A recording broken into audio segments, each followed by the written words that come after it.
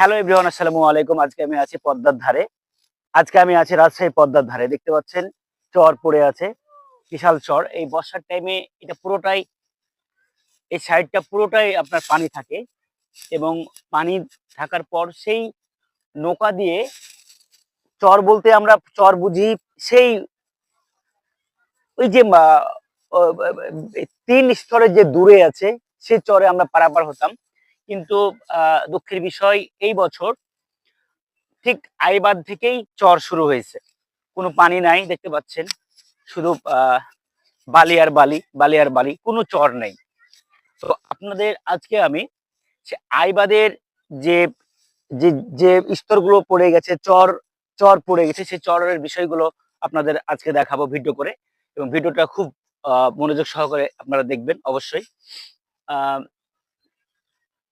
এই সাধারণত সাধারণত এই এই দেখতে পাচ্ছেন পদ্মার আই সাধারণত দেখতে পাচ্ছেন আইবাদের ওই ওই দৃশ্যগুলো, বিল্ডিংটা দেখতে পাচ্ছেন, বিল্ডিংটার পর থেকে যতগুলো যে আইবাদ, এটা দেখতে পাচ্ছেন, এটা আইবাদ, আইবাদ, এই আইবাদ এটা পুরোটাই চর পড়ে গেছে, পুরোটাই চর পড়ে গেছে। এবং এবং দেখতে পাচ্ছেন যে এই চরের পরে সব যার যার নকশা অনুযায়ী যার যতটুকু জমি, সে জমিগুলো বের করছে। আহ ইরি ইরি ধান বপন করার জন্য, বোরা ধান যেটা আমরা বলি, বোরা ধান বপন করার জন্য তারা প্রত্যেকেই জমি আহ বের করছে। আমি ভিডিওতে আপনার দেখাবো কিভাবে জমিগুলো বের করছে, অবশ্যই দেখাবো। আর এই সাইডটা দেখবেন, এই সাইডটা পুরোটা চর পড়ে গেছে, পশ্চিম সাইডটা পুরোটা চর। এই সাইডে, পার্শ্ব সাইডে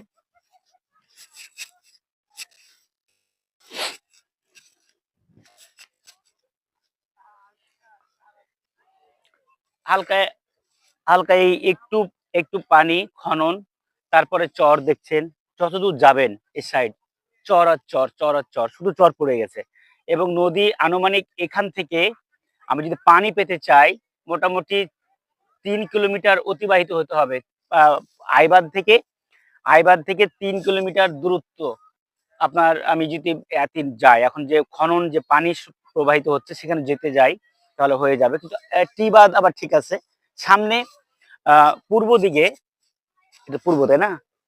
পূর্ব দিকে আবার ঠিক আছে, পূর্ব দিকে আহ টিবাদের পাশ থেকেই কোনো চর পড়ে নাই, কিন্তু আইবাদের পাশ থেকে চর পড়ে গেছে। দেখতে পাচ্ছেন যে টিবাদ সামনে আমার, ঠিক আঙ্গুলের সামনে দেখতে পাবেন টিবাদ, টিবাদ ঠিক আছে, কিন্তু আইবাদের পুরো এরিয়াটা চর পড়ে গেছে। আমি ভিডিওটা আরো ভালোভাবে, ভিডিওতে ভালোভাবে আপনাদের দেখাবো, আপনারা ভিডিওটা অবশ্যই দেখবেন। এই সাইডটা, এই সাইডটা পুরোটাই শুধু পানি আর পানি থাকতো, এখন চর পড়ে গেছে, দেখতে পাচ্ছেন পুরোটাই চর পড়ে গেছে। সেই চরে জনসাধারণ এসে তারা আনন্দ করতেছে, খেলাখেলি করতেছে, পুরোটাই চর পড়ে গেছে। আর আইবাদ, এটা আইবাদ, আইবাদের পর থেকে পুরোটাই চর।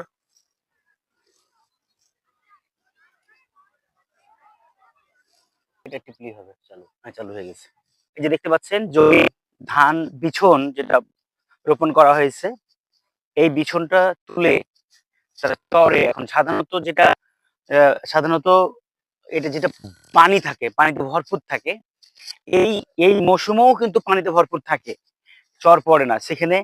প্রত্যেকে নকশা অনুযায়ী নকশা বের করে, যার যতটুকু জমি, জমি বের করেছে, দেখতে পাচ্ছেন যে জমি জমি বের করা আছে, প্রত্যেকে জমি বের করা আছে ধান রোপণ করার জন্য। যেখানে পানিতে ভরপুর থাকে, সেখানে এখন এই বছর ধান রোপণ করার জন্য প্রিপারেশন নিচ্ছে। পুরোটা চর পড়ে গেছে, এটা বিষয়। প্রত্যেকেই নকশা অনুযায়ী প্রত্যেকেই জমি নিয়েছে।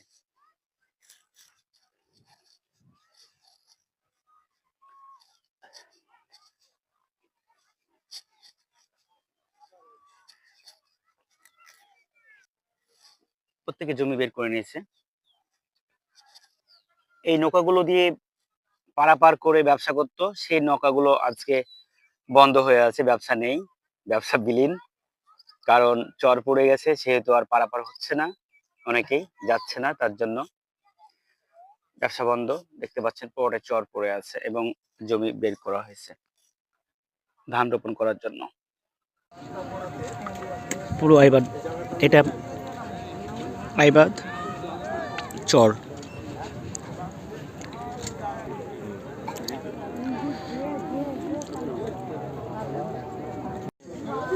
এটা হলো আইবাদ, আইবাদের নিচ থেকে শুরু হলো চর।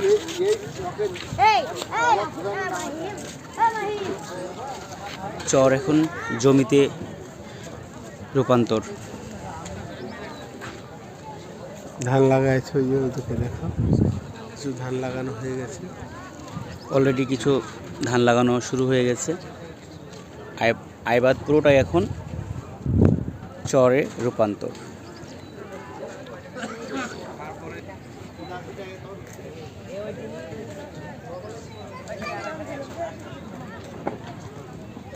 চর ডানে বামে পুরোটাই, আইবাদটা পুরোটাই চর পড়ে গেছে।